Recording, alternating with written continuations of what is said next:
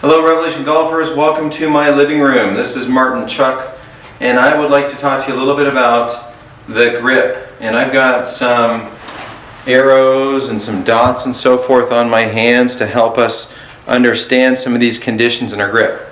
So first and foremost, a lot of people like to get their grip nice and comfortable on the club, and I understand that.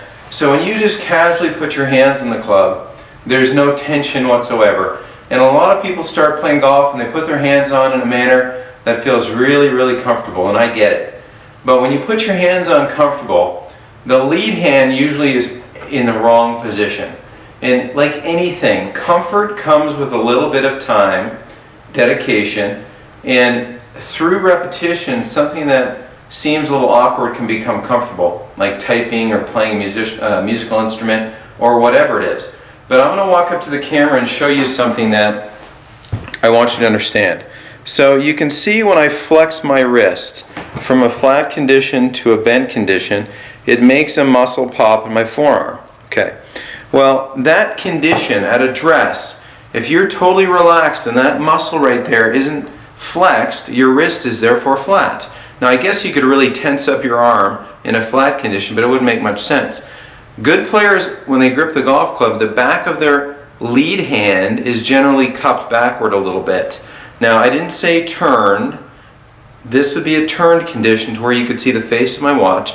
The face of my watch is pointing at the target, but when I cup my left wrist at address, what naturally happens to the muscle in my forearm? It tenses up a little bit. It's not necessarily comfortable to do this at first. So when I put my good hands on a club, I've got a little bit of tension in that forearm right there. There is a flexed back of my left hand, or I should say cupped back of my left hand. That is an address position.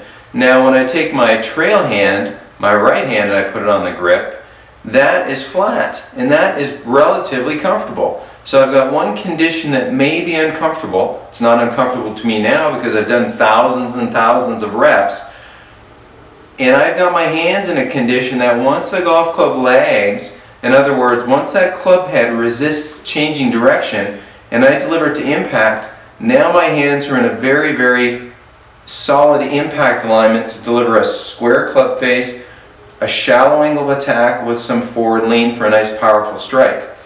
So a lot of folks have had, they've watched a YouTube video I did years and years ago before Revolution Golf where I said, what I want you to do is consider this. Turn the face 15 degrees to the left, and then put your comfortable grip on it, and then turn the face square. Because that condition right there is like a lot of players that play on tour.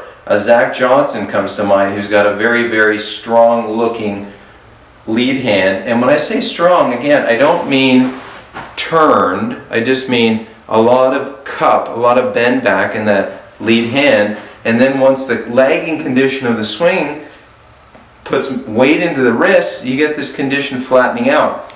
Now, if you come to the golf club and you just put your hands on casually, restfully, there's a really good chance that you're not going to get your lead wrist in the correct position to strike your best shots.